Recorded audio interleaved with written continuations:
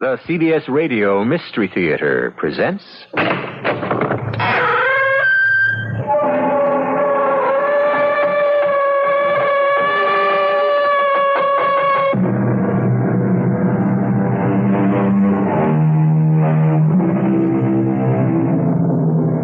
Come in. Welcome. I'm E.G. Marshall.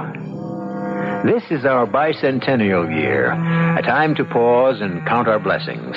And among the greatest of these are the men and women of letters who flourished in our native land, who created a literature that was both typically American and universally admired.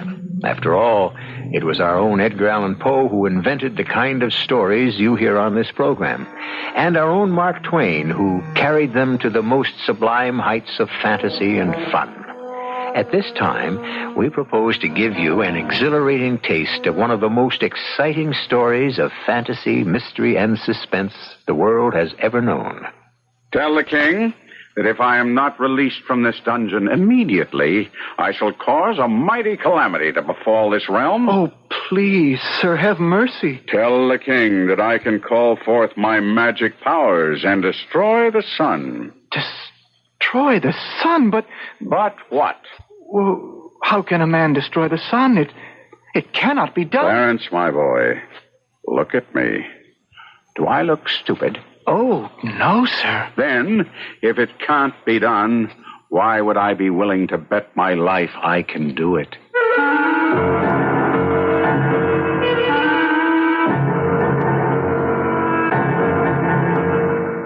Our mystery drama, A Connecticut Yankee in King Arthur's Court, was adapted from the Mark Twain classic, especially for the Mystery Theater, by Sam Dann, and stars Kevin McCarthy. I'll be back shortly with Act One.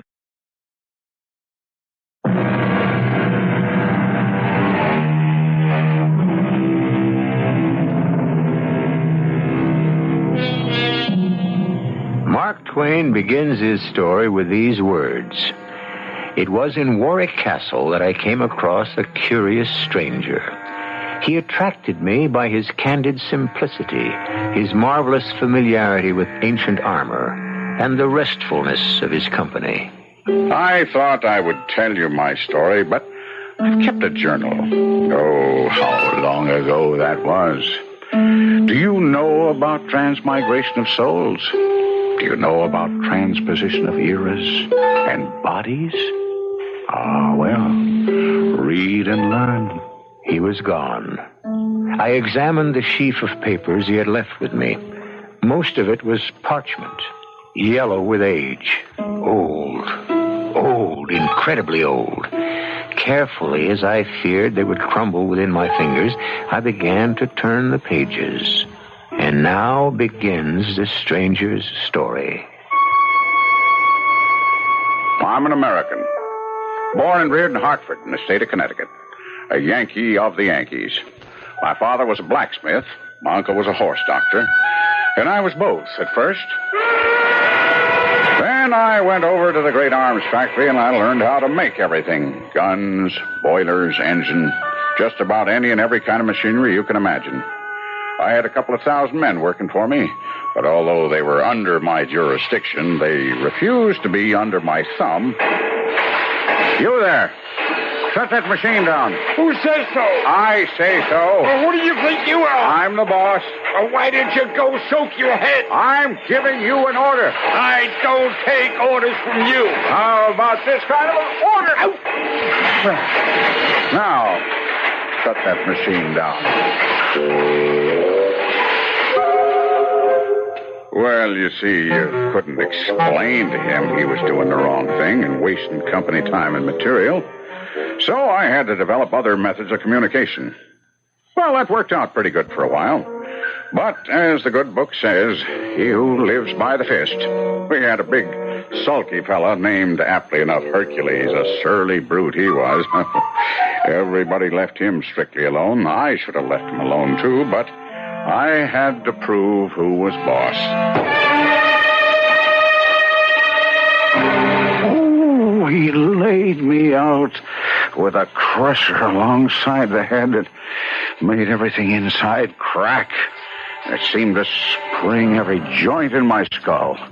And then suddenly the world went out in darkness.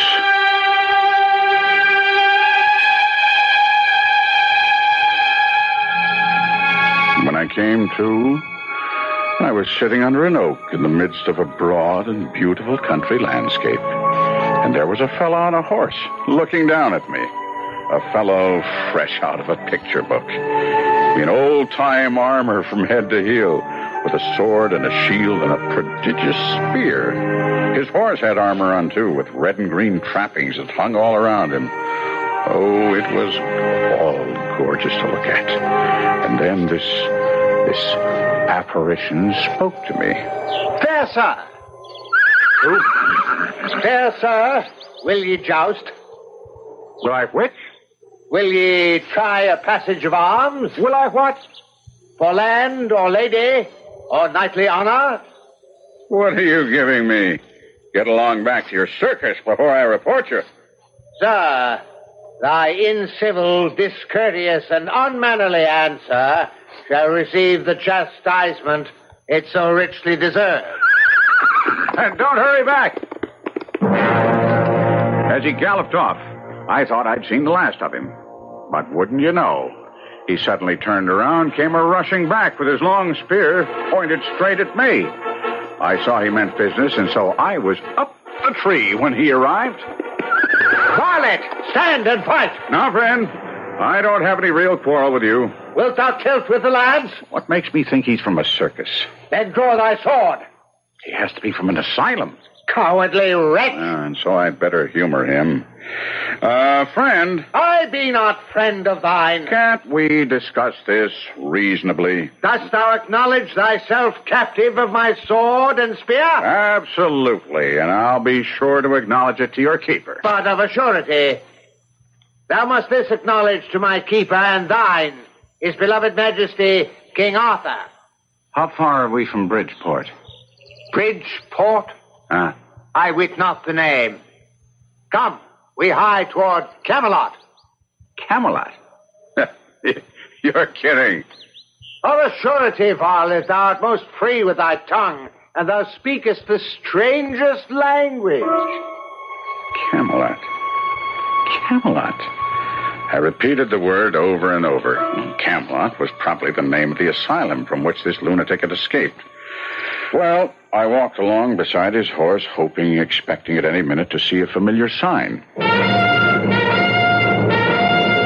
And without warning, there stood in front of me a huge castle with flags and banners flying from the towers. I stopped. I was almost petrified with shock, because I could see the place was filled with people dressed in the most outlandish costumes. And when they saw me, they were almost struck dumb with fright. Fear not, gentlefolk. This dark and evil magician can do no further harm. I have vanquished him in terrible combat. Let us now throw him into the dungeon to await the pleasure of the king. And they did it. Into a damp, dark, foul-smelling cell. And I didn't know what to think. Yes, I did. This could only be a dream that I had actually been somehow hurled back in time into King Arthur's court, a place I had hardly ever thought about or, to tell the truth, cared very much for. And then the cell door was opened, and in came a slim young fellow in shrimp-colored tights that made him look like a forked carrot. The rest of him was all blue silk and yellow lace. He looked at me, and he said, I have come for you. I'm a page. Go along. You ain't more than a paragraph. Indeed, thou speakest a foreign tongue. What is thy name? From whence dost thou come? And thy raiment. Such outlandish clothes. Well, friend, do me a service. Do you belong to the asylum, or are... Fair sir, meseemeth... That'll do. You're a patient. Oh, if I could just see the head keeper for a minute. Just for a minute. Head keeper?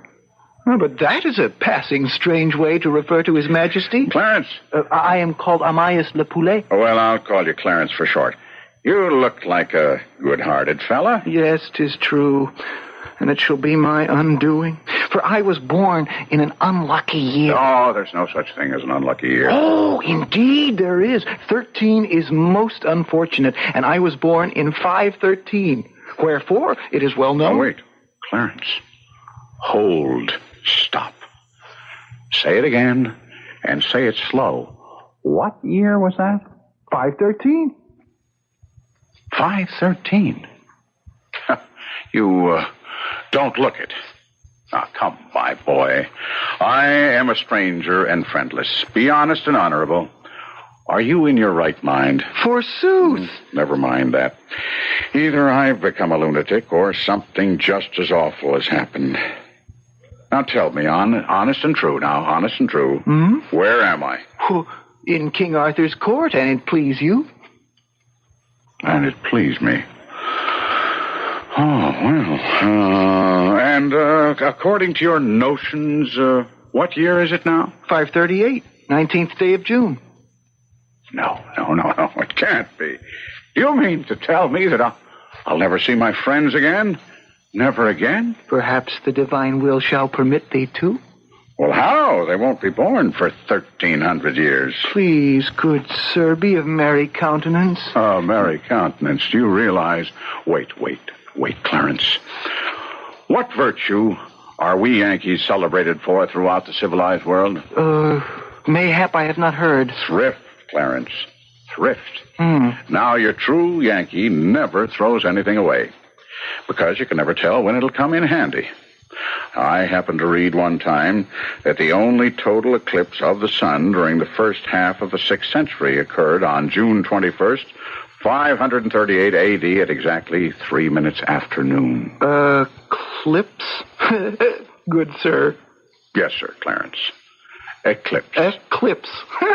Is it peradventure something good to Now, eat? ask me how I intend to use that seemingly unimportant, insignificant, no account, irrelevant little fact. Ask me. If it please you, sir. You say this is the 19th of June, 538?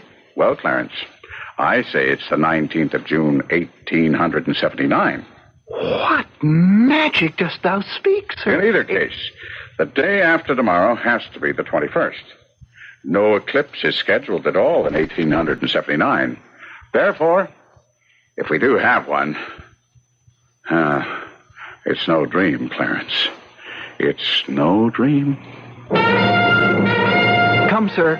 It is the signal that the dinner is done at the round table, and my master and thine, Sir Kay, desires to show thee before the king in the court. Sir Kay? Yes, sir. And what plans does Brother Kay have for me? Oh, sir, jest not. No humble monk is he. Sir Kay is foster brother to our liege King Arthur himself. He will have thee kept here till thy friends ransom thee. Clarence, none of my friends have been born yet. Oh, sir, speak not such madness. All right, let's go. Get the exhibition over with. And what if I am among lunatics? I'm smart enough to become boss of the asylum. Boss? Is that thy name? Sir Boss?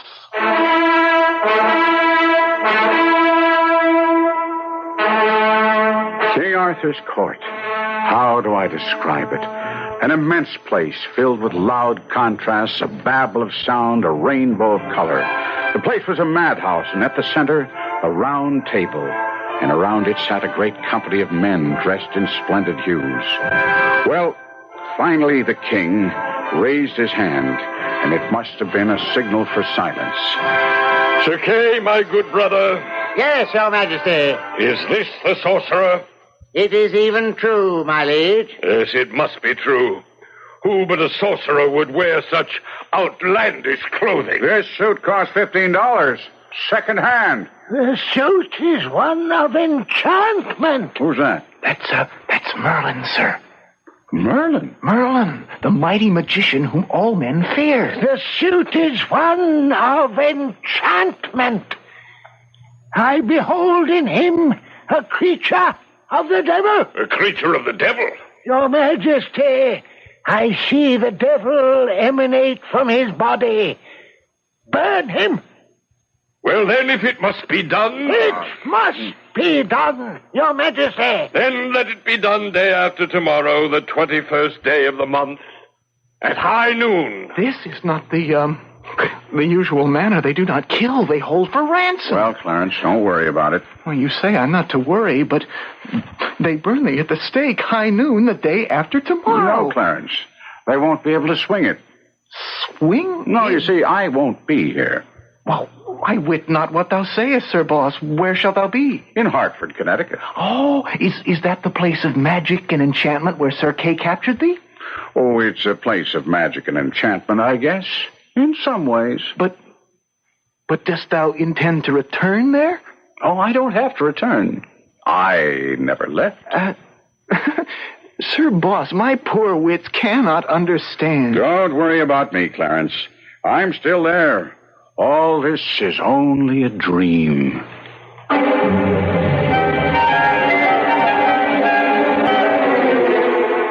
And I read on in the stranger's ancient manuscript, where he says he was carried off to a dark and narrow cell in a damp and filthy dungeon, with some scant remnants for dinner, some moldy straw for a bed, and no end of rats for company. And we must leave him there until it is time to return with the second act in just a few moments.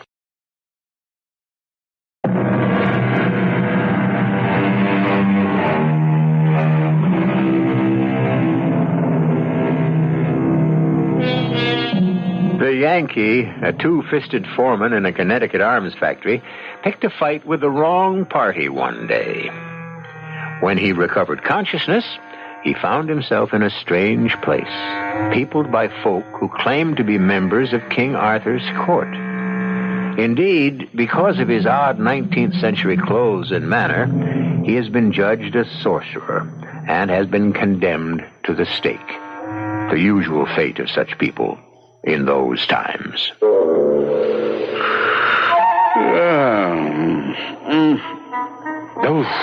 What a dream.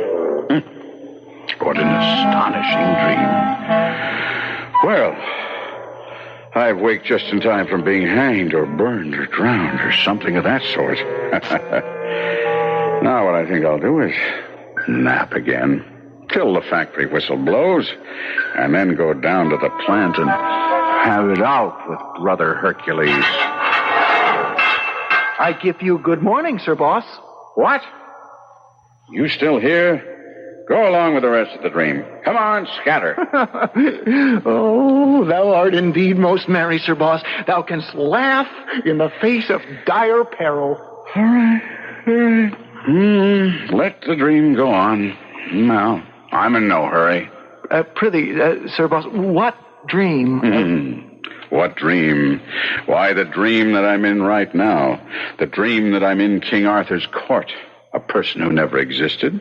And the dream that I'm talking to you, who are nothing but a work of my imagination. Oh, indeed. And is it a dream that thou art to be burned tomorrow noon?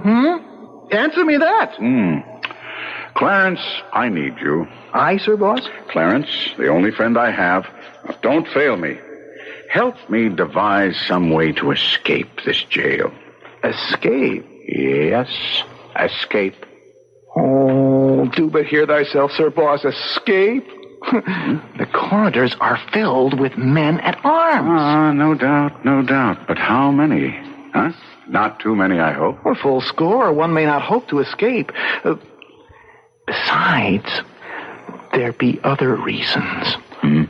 Weightier reasons. Other reasons? What are they? Well, 'tis said Merlin, in his malice, has woven a spell about this dungeon. A spell? And there bides not the man in this kingdom desperate enough to cross its lines with you. Oh, now, God pity me, I've told it. And you, Sir Boss. Yes? Be kind to me. Be merciful to a poor boy who means thee well, for shouldst thou betray me, I'm lost. Sir Boss. Sir Boss, please. Please. Merlin. Merlin has wrought a spell, Merlin, forsooth. Oh, I never. Merlin, that cheap old humbug. Sir, that maundering old fool. Bosh, pure bosh. The silliest bosh in the world. Beware. These are dreadful words. Of all the childish, idiotic, chuckle-headed, chicken-livered superstitions Do you know why I laughed? No, but for our blessed lady's sake, do it no more. Well, I'll tell you why I laughed. I laughed because I'm a magician myself. Thou? Thou? That's absolute sooth, Clarence. Thou, a magician? I've known Merlin 700 years.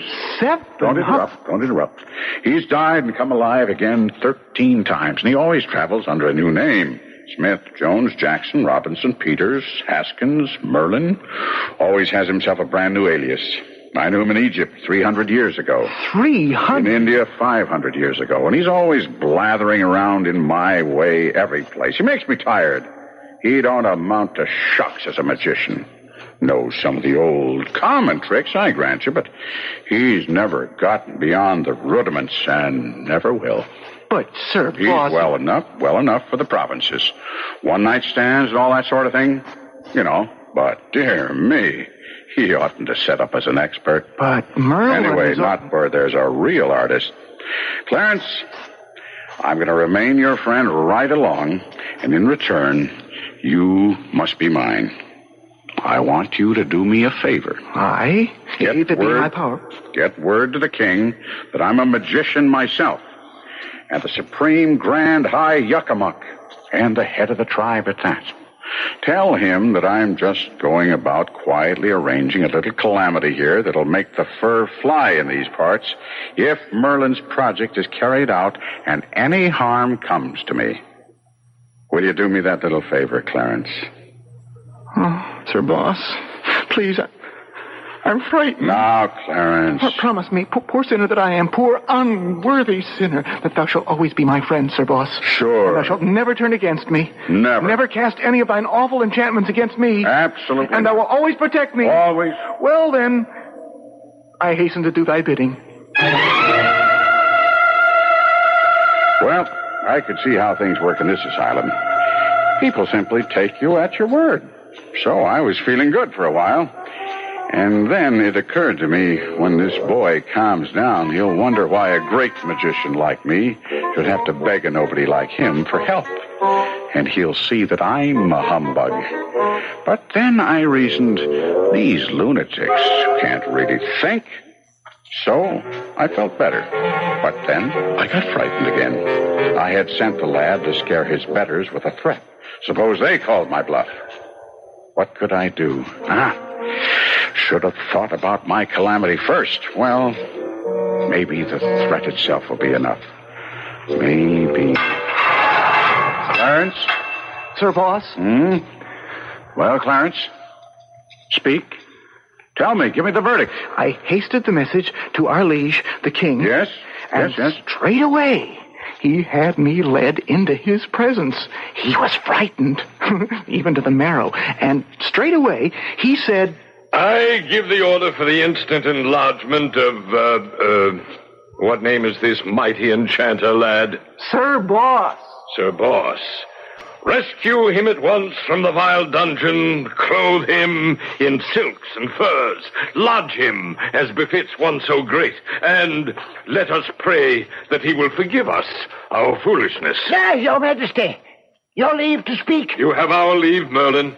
This threat, this calamity, of what does it consist?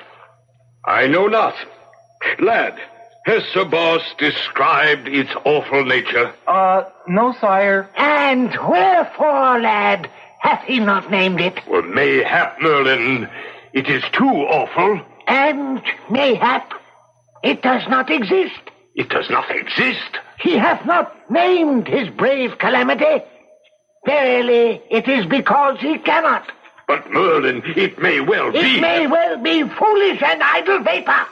But do we dare provoke one of such great magic powers, Merlin? Let him prove his brave words.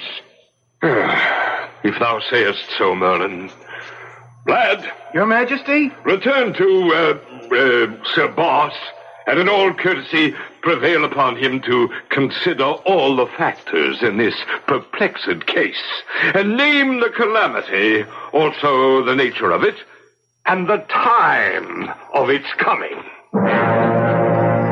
A sellout. I could have had a sellout if not for Merlin. Oh, Sir Boss, delay not. To delay now were to double and treble the perils that already encompass thee about. Oh, please, be thou wise. Be wise. Name the calamity. Is that all? Just name the calamity? Oh, yes, Sir Boss, oh, yes.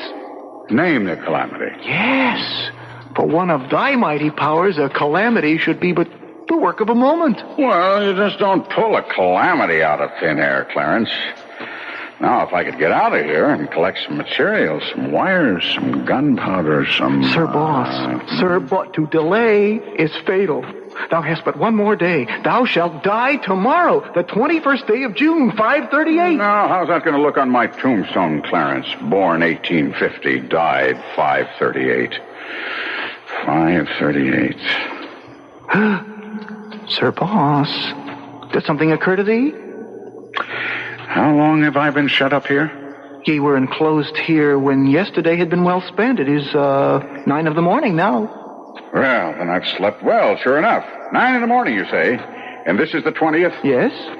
And I'm to be burned at the stake tomorrow? Yes, at high noon.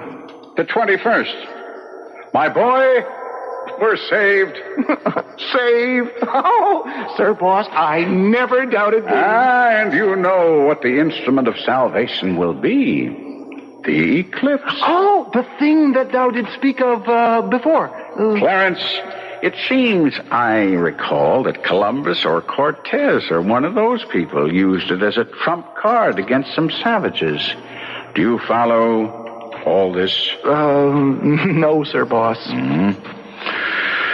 Why don't I play that trick myself? Sir Boss, if thou canst arrange for a calamity... And why not? Wouldn't be plagiarism, because I'd be getting it in nearly 1,000 years ahead of those parties. Sir Boss, life hangs upon it.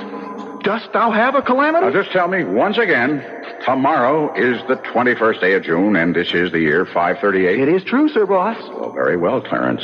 You shall go to the king, and I shall tell you what to say. I await thy words. You shall say to the king that at the noon hour tomorrow, I will smother the whole world in the dead blackness of night.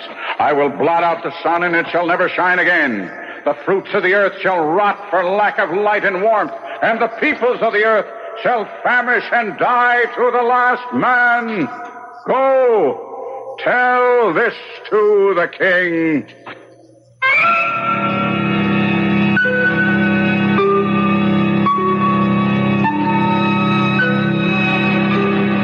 And when the threat was made, when the sought-after calamity was described, as the stranger wrote in the faded parchment document, poor Clarence turned pale and collapsed with fright, and the Connecticut Yankee had to carry the boy out of the cell and hand him over to the guards. Well, now I must hand you over to some folk who have some words of wisdom for you, and then we shall all return here for the third act.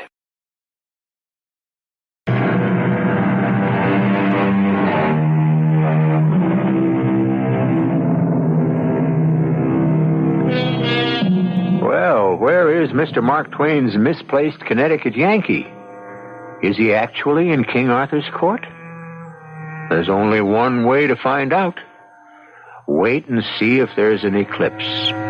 The eclipse, as you probably know by now, shall perform a double duty. It will set the date beyond all shadow of a doubt, and it will also save our hero's life. Clarence? Did you deliver my message? Oh, yes, Sir Boss. And? All were struck dumb with fear and dread. Let this be a lesson to you. Never lose hope, do you hear? I hear, Sir Boss. Even when it's darkest. It is even so. Now, tomorrow I could have submitted meekly, given way to fear and terror. But I thought my way out of a tight place instead. And tomorrow noon, they'll conduct me to that stake, but I won't be burned on it. No, Sir Boss. Tomorrow noon, I shall become the most powerful man in the kingdom. I can't wait for tomorrow. And I'll even tell you something else, Clarence. We may not have to wait for tomorrow. True, Sir Boss. Because, true. you see, the calamity that I told you to describe to these people... Do not say those dread words I'm again. sure everyone's terrified. Isn't that true, Clarence? Verily, Sir Boss. Well, if I know human nature, they'll come here to see me, to try to compromise. And Clarence, listen, even as I mention it, it's the compromise on its way. Listen, they're coming. And if it's a good compromise, I'll accept. But if it isn't, I mean to stand my ground and play my hand for all it's worth. Sir Kay, and to what do I owe the honor of this visit? The steak is ready. Come. The what? The steak. Oh, but there's been some mistake. The execution is set for tomorrow. The order has been changed and set forward a day. But today Look, No, it has to be tomorrow. It has to be. Come, it is almost noon. Hasty. Lost. I was lost. There was no help for me now. I was done for good. I was dazed. I was stupefied. I had no command over myself. The soldiers took a hold of me and pulled me along with them out of the cell and along the maze of corridors and finally into the fierce glare of daylight in the upper world. And as we stepped into the vast enclosed courtyard of the castle, I received a shock. The first thing I could see was the stake. We see before us one who has threatened to destroy the sun and thus end for all time all life on this earth. I say he speaks falsely. I say he is an impostor. Merlin, speak thou more gently. Mayhap he does plan something magical? There is no need to placate this false magician's hour. Soon we shall see if he can save himself. I scarcely heard Merlin's gloating voice. I knew now. I was a man without hope, and with each passing moment the realization that I was about to die crept inch by inch through my veins and turned me cold. Sir Boss. Sir Boss. Clarence, what are you doing here? I am thy servant, Sir Boss. It is meet that I serve thee to the end, but there shall be no end. There shall be no end, you say? But we know thou hast prepared a calamity. I had prepared a calamity, Clarence. Has aught gone amiss, Sir Boss? They changed the day on me. The calamity was set for tomorrow, not for today. I know, and 'twas through me that the change was wrought. Clarence, what are you telling me? When I spoke thy words to them, when I revealed the calamity in store, oh, how mighty was the terror it did engender. Then also I saw that I could save the sun. Save the sun, Clarence. It would not be necessary to destroy the sun. But Clarence. Yes, Sir Boss. Thou canst very well destroy the sun and return to thy far-off realm. But all here would be dead. That was the idea. And so I pretended unto this one and that one, the king, Sir Kay, Merlin, Sir Lancelot, that thy power against the sun could not reach its full until tomorrow. Clarence, so if any would save the sun and save the world, thou must be slain today, while thy enchantments are but in the making and lack their full potency. Maybe I should have explained that... It was but a foolish lie, but you should have seen them seize it and swallow it in the frenzy of their fright, as if it were a salvation from heaven. And all the while I was laughing in my sleeve to see them so cheaply deceived. See how happy the matter is spread? Happy? For whom? Well, for all of us. Consider, thou wilt not need to do our son a real hurt. Make but a little darkness. A little darkness. Only the littlest little darkness. And cease with that. Sure. When they see that first shadow fall, they will go mad with fear. They'll set thee free and make thee great. Have thy triumph, good Sir Boss. But I implore thee, remember my supplication and do the blessed sun no hurt. For for my sake, and I am thy true friend.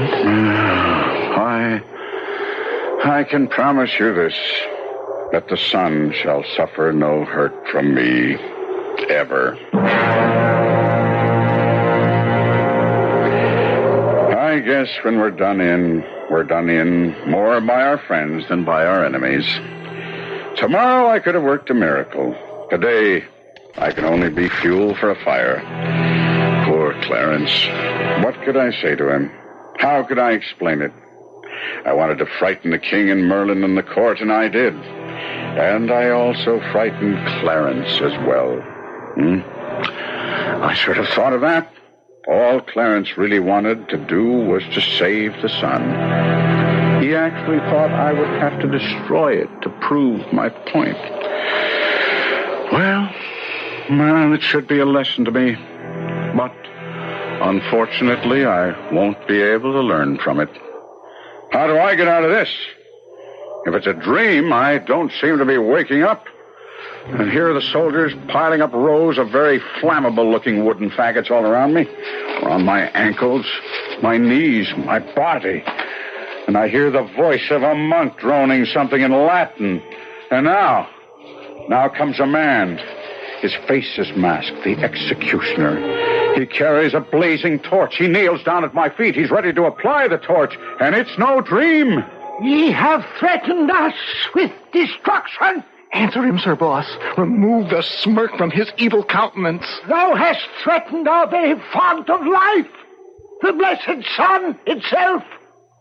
Well, show us thy powers. Merlin, do not force Your him. Majesty, the man is a liar. He has no powers at all. He has lied. Now, Sir Boss, now. Make them all quake and tremble. Poor Clarence. Poor Clarence? What sayest thou? Why poor Clarence? Because... Sir Boss, look. Oh, the sun. Look, everyone. The sun! The sun! Thou hast begun thy magic! See, the black about the sun! The eclipse! Hey, it can't be! Sir Boss, spare the sun! Apply the torch! I am Merlin! I forbid it! I am the king! Then I shall apply it myself! I am Merlin! I fear no one! Stand back, old man, before thou encounterest the wrath of Sir Boss! Even now, he destroys the sun! Now, those are but random clouds. Hand me the torch! It's the eclipse! Executioner! Hand me the torch! I say no! Stay where you are! If any man moves, even before I give him leave, I will blast him with thunder. I will consume him with lightning. Even the king. Now, as for you, John W. Merlin, sit down. Sit down, or you're a dead man. That's better. Sir Boss, be merciful. I will think it over, Your Majesty. Stay no further into this perilous matter, lest disaster follow. It was reported to us that thy full powers could not attain their strength until tomorrow. You think these are my full powers? I'm feeling very weak today. Name any terms, fair sir, even to half of my kingdom. Oh, but stop. Oh, stop this gathering darkness. I should like to, Your Majesty. Believe me, I should like to. Thou shouldst like to? But once begun, these calamities are difficult to untrack.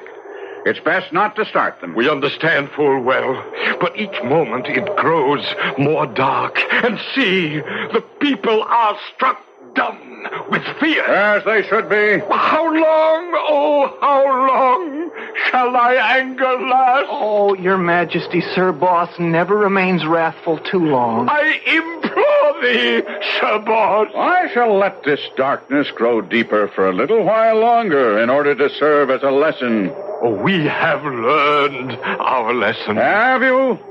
Then let all be silent while I gather my powers in order to reverse this terrible darkness and save our glorious sun.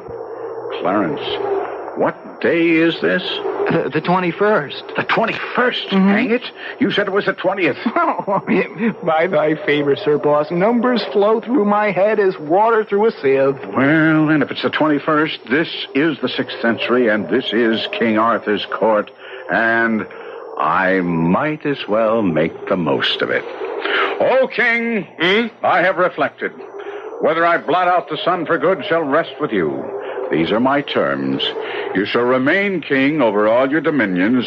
You shall appoint me, your perpetual minister and executive. Oh, yes, Pay me 1% of such actual increase of revenue over and above its present amount as I shall succeed in creating for the state. Anything thou wilt demand. And if I can't live on that, I shan't ask anybody to give me a hand.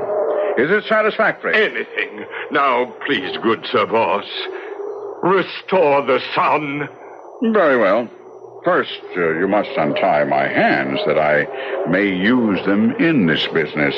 Away with his bonds. Set him free. Do him homage. He is the king's right hand. His seat is on the highest step of the throne. And now, good sir, sweep away this creeping night. Bring us light again, and let us bless thee. I would say that you have all had just enough. Let all stand. Let all look toward the heavens. And now I declare, let the enchantment dissolve and pass harmlessly away. Oh, the sun. Look, the silver rim of the sun emerges. The sun returneth. I, the boss, have so commanded. Oh, hail the boss! Hail the boss!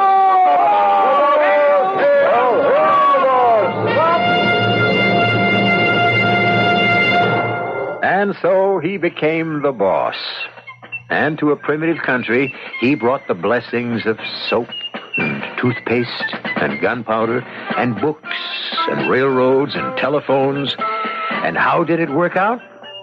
Well, this is only the exciting beginning of the story. Our purpose is to get you to go to the book itself and enjoy Mark Twain's glorious spoof on, when Mark Twain spoofs, he spoofs just about everything. But before you run to your library or bookstore, wait a few moments for me to return.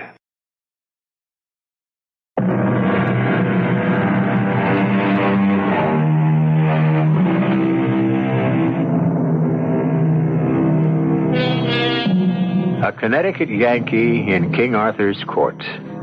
All we could hope to do in the limited time allotted us was get him there. You, of course, should follow his progress.